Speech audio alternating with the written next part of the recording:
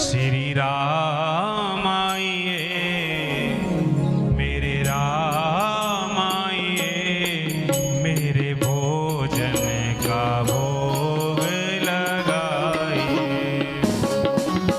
मेरे राम आइए, श्री राम आइए, मेरे भोजन का भोग लगाइए।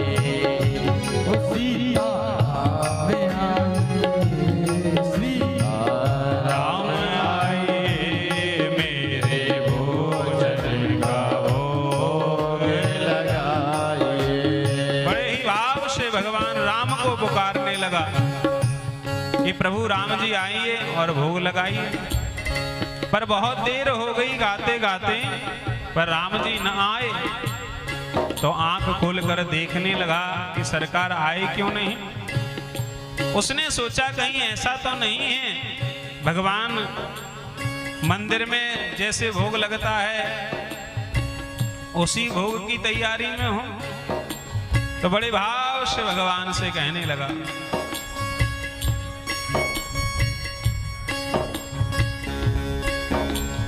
आचमनी अर्घान आरती आज यही मेहमानी।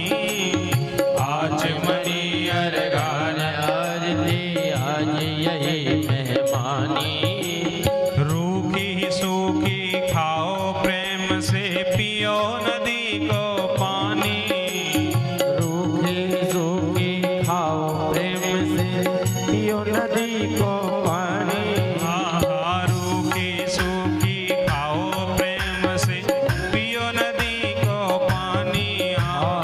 रूखी सूखी खाओ प्रेम से, पियो नदी को पानी। श्री राम आइए, मेरे राम आइए, मेरे भोजन का भोग लगाइए।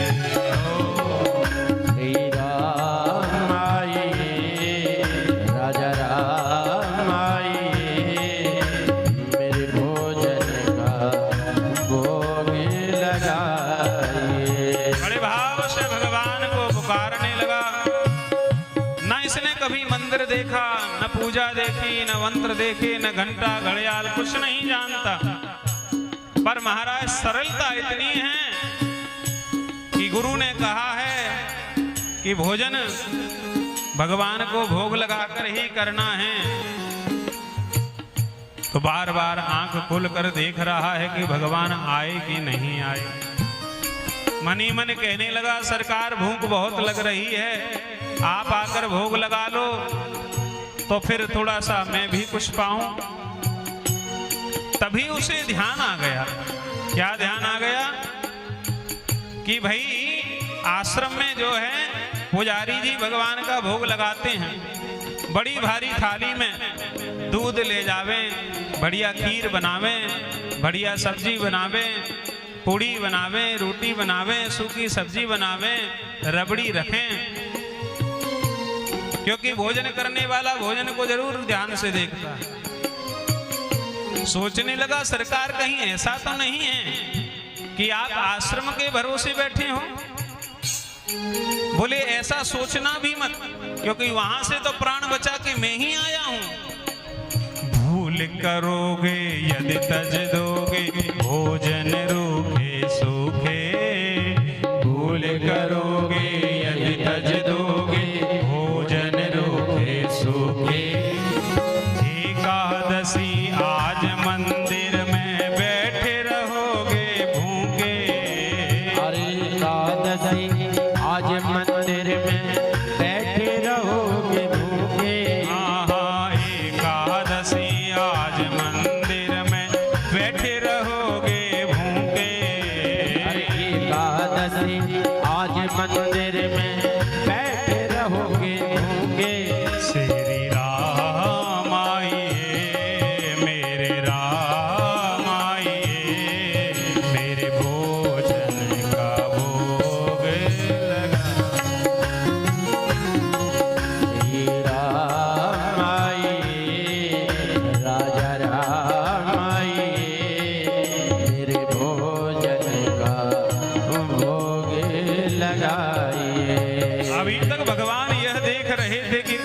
बुला रहा है। पर यहां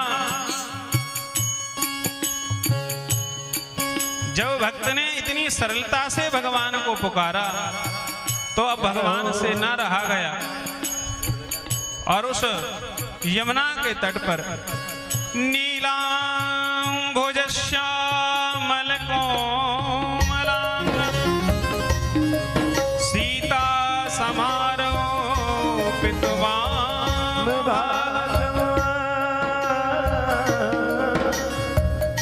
उसी क्षण भगवान श्री सीताराम सरकार यमुना तट पे प्रकट हो गए। बोली सीताराम सरकार की जय हो। जो भगवान को देखा है जय हो प्रभु। बड़ा समय लगायो अभी में, परंतु राम जी के मुखारविंद को, राम जी की झांकी को देखकर बड़ा प्रसन्न हो गया। पर बगल में खड़ी जनक नंदिनी को देखने लगा। प्रभु ये कौन है? हमारे प्रभु गुरु जी ने तो कहा था कि राम जी आएंगे भोग लगाने, ये साथ में किसको लेके आए हो बताओ। भगवान कहने लगे यह कोई राम है, भगवती सीता है। ओहो धर्मपत्नी है, तो क्या दोनों साथ जाते हो हर जगह? हमने तो बुलाया था नहीं तो मैं फिर आई क्यों साथ में? बोले भाई कह रही थी तो इसलिए ले आए। अब ठीक है आए हो तो भोजन कर लो। ठाकुर जी ने बड़ा सुंदर भोजन पाया। एकादशी का ऐसा प्रभाव कि जो बना था उसे स्वयं भगवान अकेले ही खा गए, कुछ न मिला। पर उस रूप सुधा का दर्शन करके बड़े प्रसन्न हो गए। बोले प्रभु भले ही हमें भोजन करने न मिला हो पर आपका दर्शन करने मिल गया, इसी से मेरा पेट भर गया है। पर एक बात बताओ। बोले क्या? बोले अगली बार कितने आओगे? बोले कितनी बार नहीं आएंगे। अरे हम आ जाएंगे, काहे को चिंता करते हो? बोले नहीं मैं तो बस वैसे ही पूछ रहा, आ जाएंगे। तुम बुलाओगे सो ही आ जाएंगे। ठीक है। भगवान के रूप को निहार कर आश्रम आया है। गुरुजी ने पूछा क्यों भैया भोजन भोजन हो गया सब? बोले हाँ गुरुजी सब हो गया। कुछ एकादशी आपने रहवा दी, कुछ तुम्हारे भगवान ने रहलवा दी। गुरुजी समझ ना पाए ये कहना क्या चाह रहा। गुरुजी को लगा शायद भोजन कम पड़ रहा है इसलिए कह रहा है। अब तुम्हारा ऐसे ही दिन व्यतीत होते रहे और 15 दिन बाद फिर से एकादशी आ गई। जय हो। अब जो एकादशी आई दौड़ कर पहुंच गया। जय हो। गुरुजी अब हमें एक से राटो नहीं तो बोले हमें 2 से राटा चाहिए। गुरुजी ने कहा भैया 2 से राटे का क्या करेगा? बोले गुरुजी बस दे दो हमें जरूरत है। गुरुजी को लगा कि शायद भूखा रह गया होगा, कम पड़ गया होगा इसलिए मांग रहा है। भंडारी से कहा रे भंडारी इसको 2 से राटा दे दो, 2 किलो आलू कर दो, सामान डबल कर दो। अब तो पहुंच गया यमुना तक और जाकर सुंदर भोजन प्रसादी पवाई बनाई और बनकर जो तैयार भई तो हाथ जोड़ के सीताराम सरकार का ध्यान करने लगा। सीताराम आइए प्रभु राम आइए मेरे भोजन का भोग लगाइए।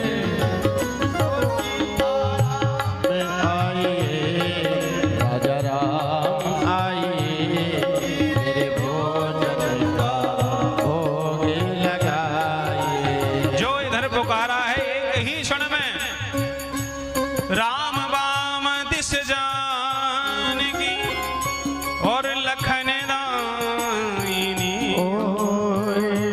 दायिनी और श्री लखनलाल जी आज साथ में पधारे हैं। और जो लखनलाल को देखा तो मन ही मन जो है सोचने लगा भगवान तो बड़े कौतुकी हैं। पहले किसी को लाए अब आज फिर किसी को ले आए। प्रभु ये कौन है? किसको लाए हो साथ? अरे ये छोटे भैया हैं, लखनलाल हैं। अच्छा छोटा भाई है, सगा है कि वैसा? अरे नहीं सगे हैं भैया, कैसी बात करते हो? ठीक है सरकार, आए गए हो तो अब बैठो, पाए लो एक आध पूरी रोटी। सुंदर भोजन प्रसादी जानकी मैया को पवाई है, राघवेंद्र सरकार को पवाई है और लखनलाल ने पाई। और आज भी भक्त भूखा ही रह गया, पर प्रभु के उस अनुपम रूप का दर्शन करके वह प्रसन्न था। सांझ होकर लौट कर आया,